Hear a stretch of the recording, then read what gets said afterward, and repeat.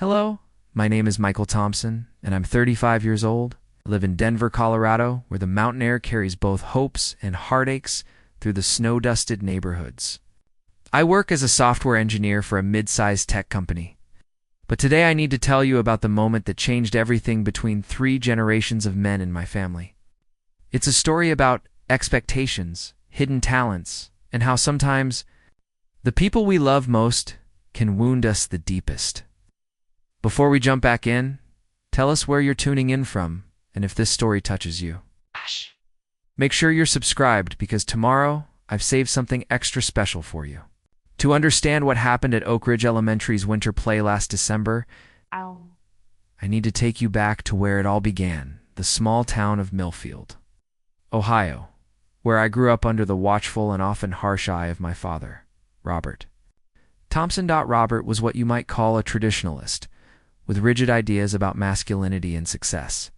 He had been a star athlete in high school, earned a football scholarship to Ohio State, and spent 30 years as a high school coach and athletic director before retiring. In his world, there were winners and losers, nothing in between. Measured worth in trophies, championships, and physical achievements. Love, in his vocabulary, was earned through traditional masculine accomplishments. Growing up as his son meant living under constant pressure to prove my manhood. Every grade, every sport, every social interaction was evaluated through his narrow lens of what made a real man. I remember being 9 years old, coming home excited about a story I'd written in English class. It's an adventure tale about a young knight who solved problems with cleverness instead of violence. Robert read it with a frown and said, "Michael, boys your age should be outside playing sports, not sitting around making up fairy tales. You need to toughen up." That story ended up forgotten in a drawer, and with it, a piece of my creative spirit. Robert had a particular way of delivering criticism that felt like tough love, but cut like a razor. "I'm only pushing you because I want you to be strong," he'd begin, before dismantling whatever accomplishment I'd brought home. When I made the honor roll in middle school, he asked why I wasn't focusing more on athletics. When I got accepted to Colorado State University for computer science, he wondered aloud why I hadn't chosen something more respectable, like business or law. Nothing was ever enough. The pattern continued into my adult life. When I graduated college with a degree in computer science, Robert questioned why I hadn't gone into engineering like his brother. When I moved to Denver and landed my first job, he worried I was hiding behind a computer instead of facing the real world. When I married Sarah Williams, a brilliant and kind woman who worked as a social worker, he made subtle comments about how I should be the provider, and questioned whether she was supportive enough of my career. But the real tension began when Dylan was born 8 years ago. From the moment my son Dylan took his first breath, I knew he was special. Not in the way every parent thinks their child is special, but genuinely unique. He had this incredible sensitivity to emotions and could read people's feelings with an accuracy that amazed me. By age 4, he was creating elaborate puppet shows that dealt with complex themes like friendship, loss, forgiveness. But Robert saw something entirely different when he looked at Dylan. "He's too sensitive, isn't he?" Robert would say during his monthly visits to Denver. "Hey, all this emotional stuff and pretending, when is he going to learn to be tough, to compete, to be a real boy?" Dylan would show Robert his latest creation, a puppet show, a song he'd written, a drawing that told a story, and Robert would nod politely before redirecting the conversation to Dylan's physical activities or suggesting he should join Little League instead of drama club. I watched my father do to Dylan exactly what he had done to me, and it broke my heart. Dylan was now 8 years old and in 3rd grade at Oak Ridge Elementary. He was a bright, empathetic child who saw beauty in everyday moments. He would create elaborate backstories for his action figures, turning our living room into theatrical productions complete with different voices and emotional arcs. His teacher, Mr. Garcia, often commented on Dylan's exceptional emotional intelligence and natural storytelling ability. But none of this impressed Robert. "Sensitivity is fine for little kids," he would say, "but Dylan needs to learn to be a man. He needs sports, competition, measurable victories." All this creative nonsense won't help him succeed in the real world. The breaking point came last winter, when Oak Ridge Elementary announced they would be holding their annual winter play. This year's production was The Christmas Miracle, a story about a young boy who helps his struggling family believe in hope again through the power of community and kindness. Dylan came home from school practically vibrating with excitement. Dad, they're having auditions for the school play," he announced, his backpack still on his shoulders as he bounced in our front hallway. "Mr. Garcia says I should try out for the main part, Tommy, the boy who saves Christmas. Can I audition? Please." I looked at my son's shining face and felt my heart swell. This was exactly the kind of thing Dylan was born to do. "Of course you can audition, buddy. When are they?" "Next Friday after school. I have to prepare a scene and everything." Spent the week working on his audition piece. Dylan chose to perform as a character he created, a young boy who gets separated from his family during a storm and has to convince strangers to help him find his way home by sharing what Christmas means to him. Watching him practice, I was amazed by his natural ability to convey genuine emotion. He wasn't just reciting lines, he was living the story. Sarah was equally impressed. "He's got real talent, Mike," she whispered to me as we watched Dylan rehearse in our living room. I mean, genuine talent. But when Robert called that Sunday for his weekly check-in and heard about the audition, his response was predictable. "School play?" he said, his tone suggesting Dylan had announced he wanted to become a professional dancer. "Michael, don't you think Dylan should be focusing on building character through sports? Third grade is when boys start learning what it means to compete." "Dad, he's 8 years old," I replied, trying to keep my voice steady, "and he's doing fine in all his activities. This is something he loves." That's exactly my point. Encouraging him to waste time on theatrical nonsense instead of building real strength. Mark my words, Michael, this acting stuff will only make him soft. I hung up the phone, feeling the familiar knot of frustration in my stomach. But I wasn't going to let Robert's negativity dampen Dylan's enthusiasm. Friday arrived, and Dylan was nervous, but excited. I picked him up from school and drove him to the audition. In the car, he practiced his scene one more time, his small hands gesturing dramatically as he spoke about lost boys and the true meaning of Christmas. "You're going to do great, Dylan," I told him as we walked into the school's multipurpose room. Where the auditions were being held, there were about 20 kids there, ranging from kindergarten to 5th grade. I watched Dylan perform his piece, and I swear the room went quiet. Even the other children stopped fidgeting and paid attention. When he finished, Mr. Garcia was beaming. 3 days later, the cast list was posted. Dylan Thompson, Tommy lead role. I found Dylan standing in front of the bulletin board, staring at his name with wide eyes. What? When he saw me approaching, he broke into the biggest smile I'd ever seen. "I got it, Dad. I got the main part." Him up in a hug, fighting back tears of pride and joy. My little boy had done it. But when we got home and I called to share the news with Robert, his response deflated me instantly. "Oh, I suppose that's nice," he said in the same tone he might used to acknowledge that the weather was decent. Though I do hope this doesn't go to his head. School plays and real theater are very different things. I just don't want Dylan getting unrealistic ideas about what he's capable of. The comment stung, but it was nothing compared to what would happen next. The next 8 weeks were a whirlwind of rehearsals, costume fittings, and line memorization. Dylan threw himself into the role with a dedication that amazed me. He practiced his lines every night, worked on his character's emotions and movements. He even insisted on researching Christmas traditions from different cultures so he could better understand Tommy's universal message of hope. Sarah and I were his biggest supporters. She helped him practice his songs, and I worked with him on stage presence and projection. Dylan was blossoming in ways that went far beyond the play itself. He was more confident, more expressive, and more willing to take creative risks in other areas of his life. But every time Robert called, he found new ways to diminish Dylan's excitement. "Is he keeping up with his physical education?" he'd ask. "I hope all this play practice isn't making him weak. Or, you know, Michael, I've been thinking, maybe after this play is over, you should get Dylan into wrestling or football. It needs activities that will build character, not all this emotional nonsense. I started dreading Robert's calls, knowing he would find some way to cast a shadow over Dylan's joy. For weeks before the performance, Robert announced he would be coming to Denver to see the play. "I want to support Dylan, of course," he said. "Though I hope you're not building this up too much in his mind. It's just a little school production." Preparing and narrating this story took us a lot of time, so if you are enjoying it, subscribe to our channel. It means a lot to us. Now, back to the story. Part of me was happy that Robert wanted to come.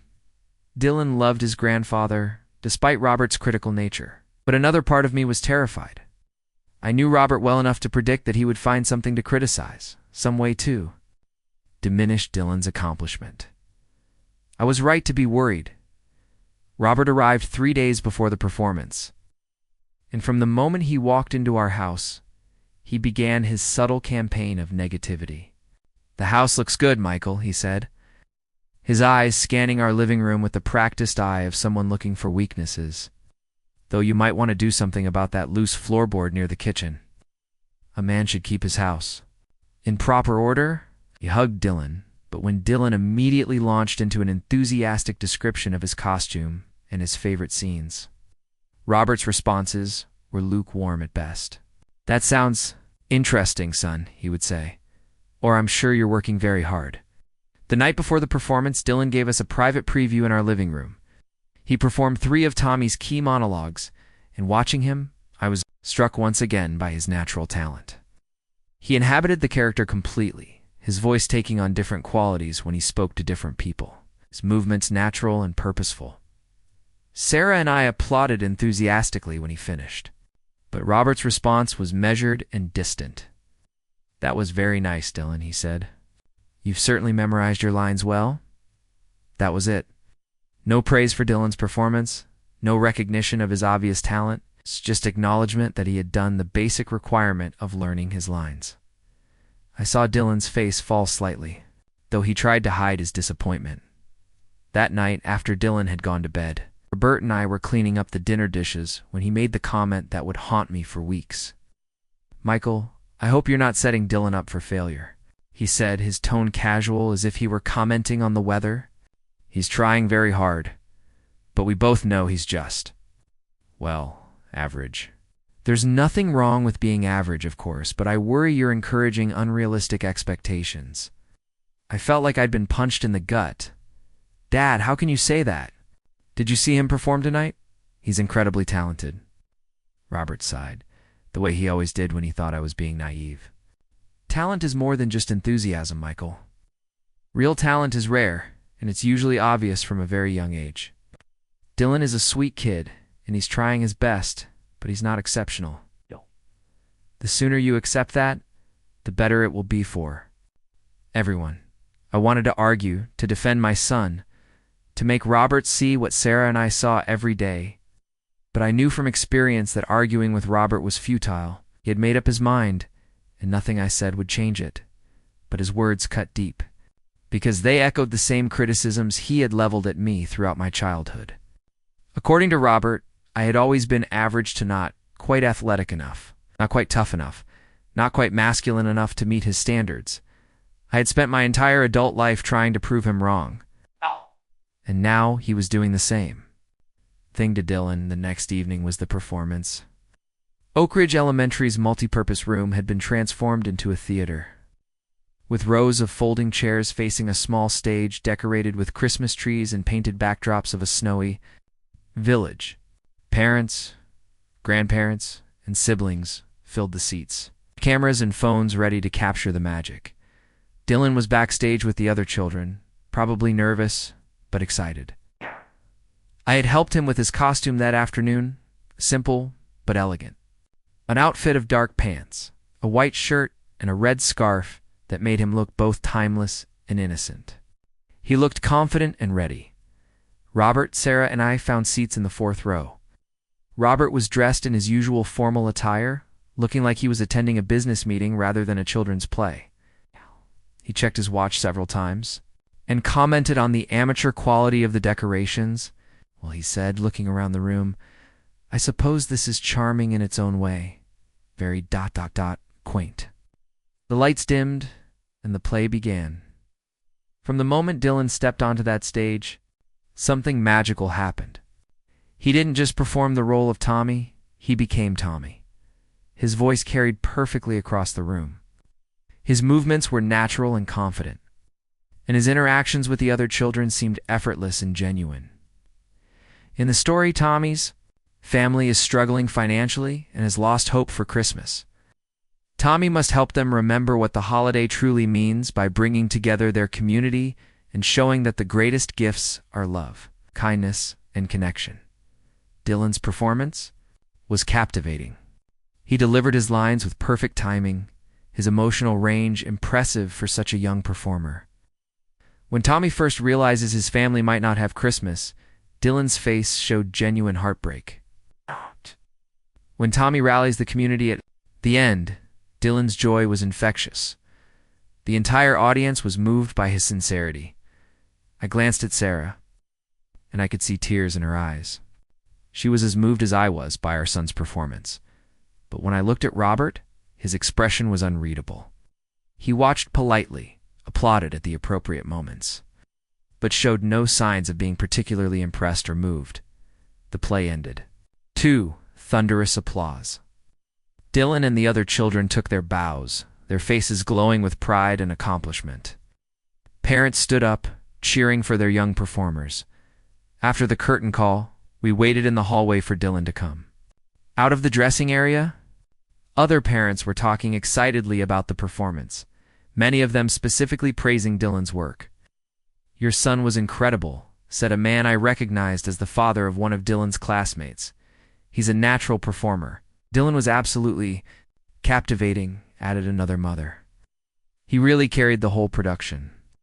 I felt a surge of pride hearing these comments from other parents, people who had no reason to flatter us, who were simply sharing their honest reactions to what they had witnessed. Dylan finally emerged, still in his costume and beaming with excitement. He ran straight to us. "Did you see? Did you like it?" he asked, his eyes bright with the adrenaline of performance. "You were amazing, buddy," I said, pulling him into a hug. "Absolutely amazing." "Shh. Dylan, you were fantastic," Sarah added, kneeling down to his level. "We're so proud of you." Dylan then turned to Robert, clearly eager for his grandfather's approval. "Grandpa, what did you think?" And this is when Robert said the words that would change everything. "Oh, Dylan, you did fine, son. Just fine. You remembered all your lines, and that's what matters. Though, honestly, boy, you were just ... average. Nothing special, really." There were several other children who were just as good as you were. The words hung in the air like poison. I watched Dylan's face crumble. The joy and excitement that had been radiating from him just moments before dimmed like someone had turned off. His internal light. His smile faltered, his shoulders sagged, and I could see him trying to process what his grandfather had just said. "Average," Dylan repeated quietly, as if he wasn't sure he had heard correctly. "Now, don't look so disappointed," Robert continued, apparently oblivious to the damage he was inflicting. "There's nothing wrong with being average, Dylan. Most people are average. You just need to find something you're actually good at instead of pretending you're some kind of actor." I felt rage building in my chest like a volcano about to erupt. How dare he? How dare Robert tear down my son's moment of triumph with his toxic need to diminish everything beautiful in our lives? But before I could say anything, Mr. Garcia appeared at Dylan's side. "Dylan, there you are," he said warmly. "I've been looking for you. I have some wonderful news." Mr. Garcia was holding an official-looking certificate and beaming with excitement. He knelt down to Dylan's level, seemingly unaware of the tension that had just erupted in our little group. "Dylan, I just got off the phone with Ms. Harrison from the Denver Children's Theater. She was here tonight, watching the performance. And she was so impressed with your work that she wants to invite you to audition for their spring youth program." Felt my heart skip a beat. The Denver Children's Theater was well known throughout Colorado for their professional quality productions and their highly selective youth program, Mr. Garcia continued. "Ms. Harrison said she's never seen such natural, emotional honesty in someone so young. She specifically mentioned your ability to connect with the audience and your instinctive understanding of character. This is a huge honor. Dylan, they only accept about 15 children each year from across the entire region. Dylan's eyes widened, but I could see he was still processing Robert's earlier comments. The poor child looked confused, torn between Mr. Garcia's praise and his grandfather's dismissal. "Are you sure she means me?" Dylan asked quietly. "Oh, absolutely," Mr. Garcia laughed. "She asked for you by name. She said you have a rare gift for authentic emotional expression."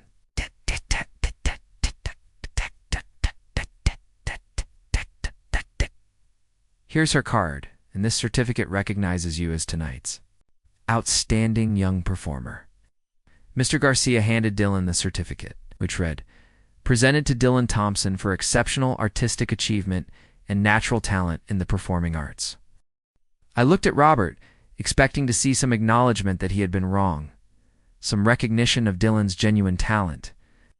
Instead, I saw his face tighten with what looked like annoyance. "How nice," Robert said coldly.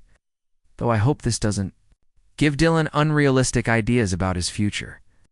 Theater is hardly a reliable way for a man to make a living." That was the final straw. "Dad, stop," I said, my voice low but firm. "Just stop." Robert looked at me with surprise. I had never spoken to him that way before, never directly challenged him in public. "Michael, I'm simply being realistic." "No," I interrupted, my voice growing stronger. "You're being cruel. You just told an 8-year-old boy who gave an incredible performance that he was average and nothing special. You dismissed his talent, his hard work, and his moment of joy. And you did it in front of other people, including his teacher who just told us that a professional theater director wants to work with Dylan." Robert's mouth opened, but I continued before he could. "Speak. I've spent my entire life listening to you tear down everything I cared about, every small success I achieved. You made me feel like nothing I did was ever good enough, like I was always falling short of some impossible standard you set. But I will not let you do that to Dylan." Other parents had started to notice our conversation, but I didn't care. Had been building for years. I wasn't going to let Robert's negativity poison my son's self-confidence the way it had poisoned mine. "Your grandfather needs to leave now," I told Dylan gently. "But I want you to know that what he said was wrong. You were not average tonight, buddy. You were extraordinary." Robert looked stunned. For the first time in my memory, he seemed at a loss for words. "Michael, I think you're overreacting." "No, Dad. I'm done reacting. I'm acting. You can either support Dylan and celebrate his talents, or you can continue trying to tear him down. But if you choose the latter, you won't be doing it around my son anymore." I took Dylan's hand and started walking toward the exit, with Sarah following close behind. As we reached the door, I heard Mr. Garcia call out, "Dylan, don't forget to think about that audition. Ms. Harrison will be expecting to hear from you." In the car, Dylan was unusually quiet. I could see him in the rearview mirror, holding his certificate and staring out the window. "Dad," he said finally. "Am I really average?" My heart broke all over again. "No, buddy, you are absolutely not average. You are talented and special and wonderful. Sometimes people say hurtful things because they're unhappy with themselves, not because those things are true." Then why did Grandpa say it? It was a question I had been asking myself for 35 years. "I don't know, Dylan. I really don't know." When we got home, Sarah and I tucked Dylan into bed. He seemed more like himself again, excited about the possibility of auditioning for the Denver Children's Theater. But I could tell Robert's words had left a mark. I was furious about it. That night, after Dylan was asleep, my phone rang. It was Robert. "Michael, I think we need to talk about what happened tonight. You embarrassed me in front of all those people." "I embarrassed you?" I couldn't believe what I was hearing. "Dad, you just told my son he was average and nothing special. After he gave the performance of his life, you humiliated an 8-year-old child, and you're worried about being embarrassed." I was trying to help Dylan develop realistic expectations about his abilities. False praise doesn't do boys any favors. False praise. "Dad, did you miss the part where a professional theater director wants to audition Dylan for a selective program? Did you miss the part where other parents were talking about how talented he is?" Did you miss the actual performance where he was clearly the standout? There was a long pause on the other end of the line. Michael, you've always been too emotional about these things. You see what you want to see, and you've always been too critical. You see weakness where none exists, problems where there are. Only possibilities. You did it to me my whole life, and now you're doing it to Dylan. I raised you to be strong. You raised me to believe I wasn't good enough, I said, my voice breaking. And I spent years learning to undo that damage. I will not let you do the same thing to my son. Another long pause. I think you need some time to calm down, Robert said finally. We can discuss this when you're being more rational. No, Dad, we're done discussing it. Until you're ready to apologize to Dylan and acknowledge his talents, you're not welcome in our home. I hung up the phone, my hands shaking. Sarah wrapped her arms around me from behind. You did the right thing, she whispered. That took incredible courage. I leaned back against her, feeling both devastated and relieved. I had finally stood up to Robert, but the cost was enormous. Dylan loved his grandfather despite Robert's critical nature. God. And I knew this decision would hurt him, but I also knew I couldn't let Robert continue to damage Dylan's self-confidence. It's the way he had damaged mine. The next few weeks were difficult. Dylan asked about Robert several times, wondering why Grandpa hadn't called or visited. I tried to explain in age-appropriate terms that sometimes adults disagree about important things and need time apart to figure things out, but something wonderful was also happening. Dylan auditioned for the Denver Children's Theater's spring program, and not only was he accepted, he was offered one of the lead roles in their spring production of The Lion, the Witch, and the Wardrobe. Harrison, the theater director, called me personally to discuss Dylan's potential. I've been working with young performers for over 15 years, she told me, and I can honestly say I've never seen such genuine emotional instinct in someone Dylan's age. He has an intuitive understanding of truth and vulnerability that can't be taught. It's simply a gift. Oh. Dylan flourished in the spring program. He worked with professional actors and directors, learned advanced techniques for character development and emotional expression, and performed in front of audiences of hundreds of people. His confidence grew exponentially, not just on stage, but in all areas of his life. And the most amazing part, he never once questioned whether he was good enough. The experience at Oak Ridge had taught him that he could trust his own instincts and abilities regardless of what others might say. 3 months after the school play, Robert called. Michael, I've been thinking about our conversation, he began, his voice more subdued than usual. Perhaps I was too harsh in my assessment of Dylan's performance. It wasn't exactly an apology, but it was the closest Robert had ever come to admitting he might have been wrong. Dad, Dylan is performing in a professional theater production next weekend. If you want to see him, you're welcome to come. But only if you can support him genuinely and completely. Of course I want to see him perform, Robert said quickly. I love Dylan very much. Loving him isn't enough, Dad. You have to believe in him too. Robert was quiet for a long moment. I'll be there, he said finally. The night of Dylan's performance. In The Lion, the Witch, and the Wardrobe, Robert sat in the front row of the Denver Children's Theater. Dylan played Edmund, the young boy who betrays his siblings, but ultimately finds redemption. And his performance was breathtaking. From my seat, a few rows back, I watched Robert's face as Dylan commanded the stage with skill and emotional depth that belied his 9 years. I saw Robert lean forward during Dylan's emotional scenes, completely absorbed in the story. I saw him wipe away tears during the climactic moment when Edmund sacrifices himself to save his family. And when Dylan took his bow to a standing ovation, I saw Robert stand up faster than anyone else, applauding with tears streaming down his face. After the performance, we all gathered backstage. Dylan ran to Robert first, still glowing from the high of performing. Grandpa, did you see? Did you like it? Robert knelt down and took Dylan's hands in his. When he spoke, his voice was thick with emotion. Dylan, my boy, you were absolutely magnificent. I've never seen anything more powerful in my entire life. You are incredibly, extraordinarily talented, and I am so sorry I ever made you think otherwise. Dylan's face lit up with pure joy. Really, Grandpa? Really think I was good? I think you are exceptional, son. Truly exceptional. And I promise you, I will never ever tell you otherwise again. Robert looked up at me over Dylan's head. His eyes filled with regret and something that looked like newfound respect. Later that evening, after Dylan had gone to bed, clutching his program and beaming with pride, Robert and I sat on my back deck with cups of coffee. "I owe you an apology to Michael," he said quietly. "I realize now that I did to you what I almost did to Dylan.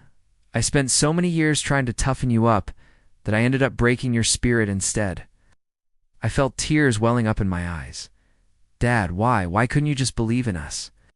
Robert was quiet for a long time, staring into his coffee cup. "My father was very hard on me," he said finally. "Nothing I did was ever good enough for him either. I thought I was protecting you by preparing you for criticism, by making sure you understood that the world wouldn't hand you anything easily. But you weren't preparing me for the world, Dad. You were becoming the world I needed protection from." He nodded, tears falling freely now. "I know that now. Watching Dylan tonight, seeing what he's capable of when someone believes in him, I realized what I've been missing all these years. What I made you miss." "It's not too late," I said, reaching across to take his hand. "Dylan still needs his grandfather. But he needs the grandfather who believes in him, who celebrates his gifts instead of trying to diminish them." "I want to be that grandfather," Robert said. "I want to be the father I should have been to you." 6 months later, Dylan was invited to audition for a national commercial campaign. He booked the job, and his face appeared in a nationwide campaign promoting children's literacy. Robert was the first person to call with congratulations, and he spent the next week showing the commercial to everyone he knew. But the real transformation came in smaller moments. Robert started asking Dylan about his performances instead of his physical activities. He attended every one of Dylan's theater productions, always arriving early to get the best seat and staying late to congratulate the cast. He even enrolled in a local community theater class himself, telling me he wanted to understand Dylan's world better.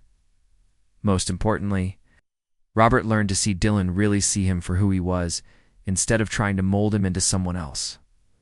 One evening, about a year after that first school play, Dylan was practicing a monologue in our living room when Robert arrived for his weekly visit. Instead of interrupting or redirecting Dylan towards sports, Robert sat quietly and watched the entire performance. When Dylan finished, Robert applauded enthusiastically. "Oh, that was wonderful, son. Your emotional work in the middle section was particularly moving. It made me feel exactly what your character was feeling." Dylan beamed and ran to give Robert a hug. Later, as I walked Robert to his car, he stopped and turned to me.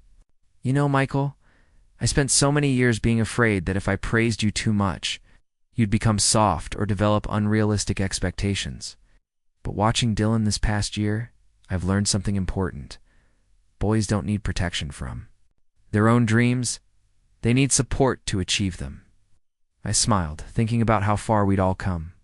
It's amazing what happens when we believe in each other instead of tearing each other down. "I'm still learning," Robert admitted, "but I'm trying to be better, for Dylan, and for you too, if you'll let me." "I'd like that, Dad." Today, Dylan is 10 years old and thriving. He's performed in 8 professional productions, appeared in 3 commercial campaigns, and was recently accepted into a prestigious performing arts academy for middle school.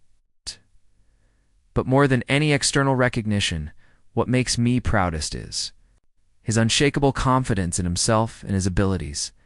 He knows he's talented not because others tell him so, but because he feels it in his soul. He knows he can achieve his dreams not because the path will be easy, but because he's learned to trust his own instincts and work hard for what he wants.